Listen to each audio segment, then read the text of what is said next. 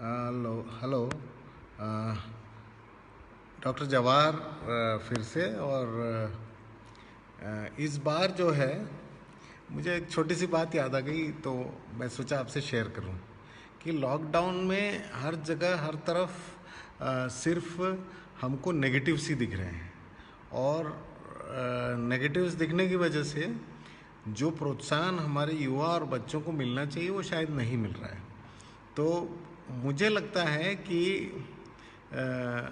Y not we talk about one of the positives. एक positive ऐसा मुझे दिखता है जो कि बहुत ज़रूरी होता है एक बच्चे की ज़िंदगी में, और वो चीज़ हो रही है लेकिन हम उसको एक्नॉलेज नहीं कर रहे हैं। तो क्या है ऐसी चीज़ जो हम यूजुअली एज इंडियन पेरेंट्स हम बहुत ज़्यादा बच्चों को फाइनेंशियल चीज़ों के बारे में बताना नहीं चाहते हैं। तो अगर मैं तकलीफ़ में हूँ या परिवार तकलीफ़ में है आर्थिक तौर पर, तो हम बच्चों को नहीं बताना चाहते कि हम तकलीफ़ में हैं, क्योंकि हमको लगता है कि क्यों उसको स्ट्रेस दें।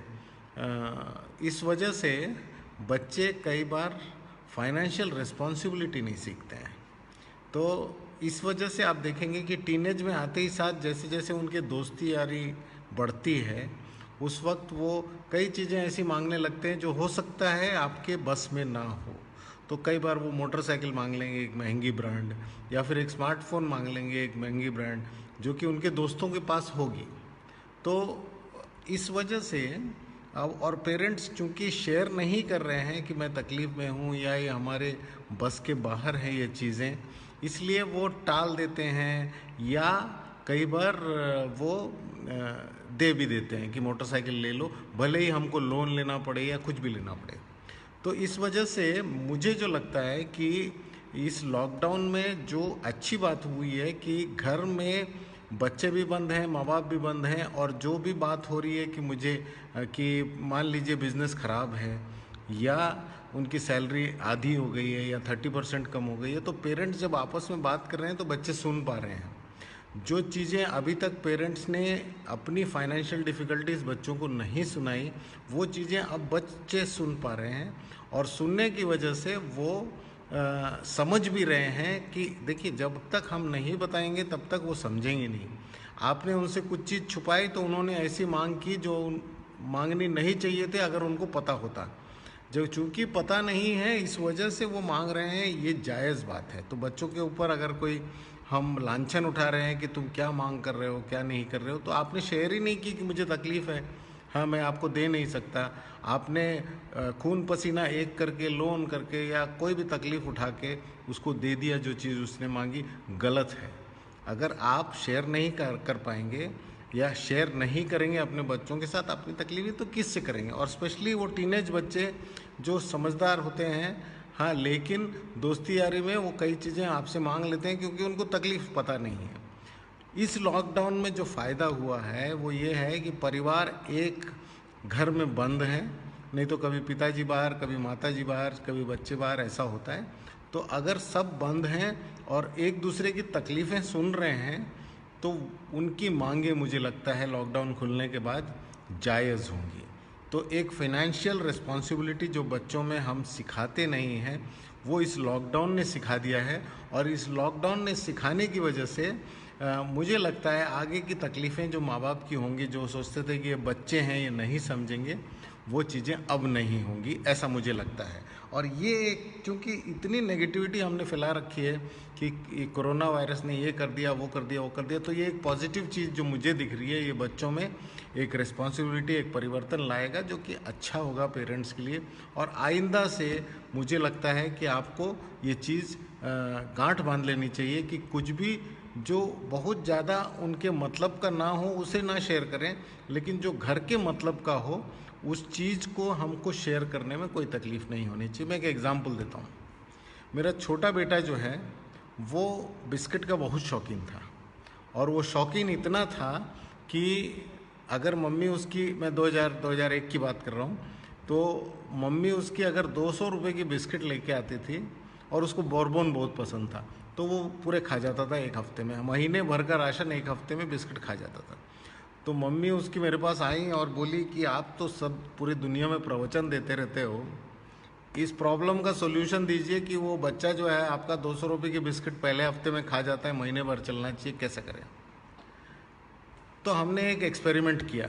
हमने कहा कि हम चारों जब बिग बाज़ार जाते हैं तो हम एक बार चलते हैं और उसको कहते हैं कि बेटा 200 रुपये तेरे पास हैं, मान ले मैं कैश दे नहीं रहा हूँ तेरे को, लेकिन 200 रुपये बजट है, तो अपने बिस्किट उठा। उसने क्या किया, अरे बोले यार छोटा सा है तो फ्रीडम है मेरे पास, पहले बॉर्बन बिस्किट मुझे सबसे ज़्यादा पसंद है, उसने उठा लिया, बास्केट में डाला, 200 रुपये की बॉर्बन उठाई और घर चले। ये कंडीशन था उसको 200 देने से पहले कि महीना भर चलाएगा। तो अथॉरिटी भी तेरी, रिस्पॉन्सिबिलिटी भी तेरी। वो उस महीने में वो चला नहीं पाया, वो पूरे एक हफ्ते में खा गया, लेकिन उसको समझ में आया कि 23 दिन मैं बिना बिस्किट के रहूँगा। अगले महीने जब हम बिग बाज़ार गए तो उसने एक बैलेंस बनाया कि मैं अपने पसंद की महंगी बिस्किट आधे लूँगा और आधे ऐसे बिस्किट लूँगा जो क्वांटिटी में ज़्यादा आती है। और फिर उसने एक फार्मूला बनाया कि एक दिन मैं ये खाऊंगा और 2 दिन दूसरे बिस्किट खाऊंगा और फिर चौथे दिन मैं वापस से अपनी बॉर्बन बिस्किट खाऊंगा। इस तरह से उसने सीख लिया कि महीना भर कैसे बिस्किट चलाना है। हाँ, तो मेरा कहना है कि if you are able to share your financial responsibilities with your children, और बचपन में इस तरह के छोटे छोटे एक्सपेरिमेंट्स अगर आप कर सकें बच्चों के साथ कि वो कम से कम छोटी चीज़ें तो सीख जाएं कि मेरी जिम्मेदारी होती है कि बिस्किट अगर 200 रुपये का आ रहा है तो सब लोग खाएं। हाँ, और सब लोग के अलावा मैं भी अगर खाऊं तो पूरे महीने चलाने लायक हो, क्योंकि हमारा राशन एक महीने के लिए आता है। एक मध्यम वर्गीय परिवार में यही इसी तरह से घर चलता है। तो आपसे ये गुजारिश है एज पेरेंट्स, और आपसे ये गुजारिश है as young boys and girls, कि परिवार के फाइनेंशियल रिस्पॉन्सिबिलिटीज़ और किस तरह की फाइनेंशियल सिचुएशन है उसके प्रति अपनी आंखें और कान खोल के रखें। कई बार माँ बाप आपको नहीं बताएंगे, लेकिन कई चीज़ें आप भी समझ सकते हैं कि, और अनायास उनके ऊपर कोई ऐसा प्रेशर ना डालें जिससे परिवार का फाइनेंस जो है वो इधर उधर तकलीफ में आ जाए। हाँ, this is one thing that we should all try and see during this lockdown. की ये लॉकडाउन में बॉबी का गाना याद आता है, अंदर से कोई बाहर ना जा सके, बाहर से कोई अंदर ना आ सके, और कल से लॉकडाउन है फिर से। तो उस वक्त कम से कम कुछ लाइफ स्किल्स हम लोग ऐसे सीख सकें जो कि हमारे लिए बार बार कारगर हो सकें। और for parents, financial responsibility is not your only responsibility, आपकी ही जिम्मेदारी नहीं होती है। अगर बच्चे थोड़े बड़े हो रहे हैं तो कुछ फाइनेंशियल रिस्पॉन्सिबिलिटी उनकी भी होती है, और आपको ये चीज़ें ये दायित्व उनको देना चाहिए।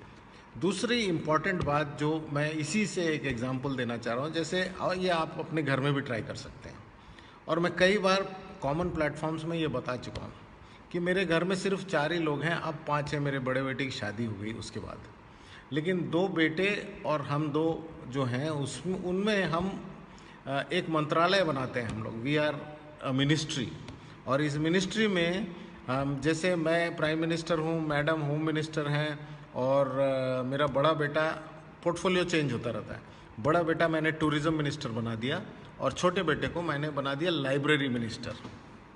ऐसा कोई मंत्रालय होता नहीं होगा, लेकिन चूंकि हम लोग थोड़ा पढ़ते लिखते लोग हैं तो लाइब्रेरी मिनिस्टर हमने बना दिया। अब जिम्मेदारी देखिए इसमें, और ये बचपन से है कि हम हर 6 महीने में घूमने जाते हैं। मेरा फंडा ये है कि मैं अगर अपने बच्चों को ताजमहल किताब में पढ़ा रहा हूँ तो शायद उतना, लेकिन अगर मैं बच्चों को ताजमहल छूने दे रहा हूँ या सूंघने दे रहा हूँ या देखने दे रहा हूँ या सुनने दे रहा हूँ तो शायद बेहतर तरीके से वो समझ पाएगा। तो जो टूरिज़्म मिनिस्टर होता था वो, उसको हम बजट दे देते कि भाई देख 25,000 रुपये हमारा बजट है, हमको यूपी घूम के आना है या आगरा, दिल्ली, जयपुर सर्किट घूम के आना है। तो 25,000 में वो घर से निकलने से लेके घर से वापस आते तक का बजट बनाता था, और बहुत डिटेलिंग से बनता है बजट कि मैं यहाँ से ट्रेन से जाऊँगा, कहाँ जाऊँगा, फिर वहाँ से बस में जाऊँगा या फ्लाइट में जाऊँगा या कार में जाऊँगा, फिर वहाँ कौन से होटल में रहूँगा, कितना खाना खाऊँगा, कितने का खाना खाऊँगा, आगरा में ताजमहल में टिकट कितना है, हाँ अगर ऑटो में जाऊंगा तो कितना जाएगा, एक बजट बनता है और वो उस बच्चे की जिम्मेदारी है जो वो टूरिज्म मिनिस्टर है। और वो जब वापस बजट बना के आता है तो उसको पता चलता है कि डैड 500 रुपये कम पड़ रहे हैं या 1000 रुपये कम पड़ रहे हैं। तो 1000 रुपये अगर कम पड़ रहे हैं तो वो मम्मी के पास जाएगा या मेरे पास आएगा और बोलेगा 1000 कम पड़ रहे हैं कि आप बढ़ाओगे या मैं कहीं खर्चे काटूँ। तो जब हम बोलते हैं कि हाँ ठीक है बढ़ा लो, तो वो 26,000 रुपये के बजट में प्रोग्राम बन जाता है।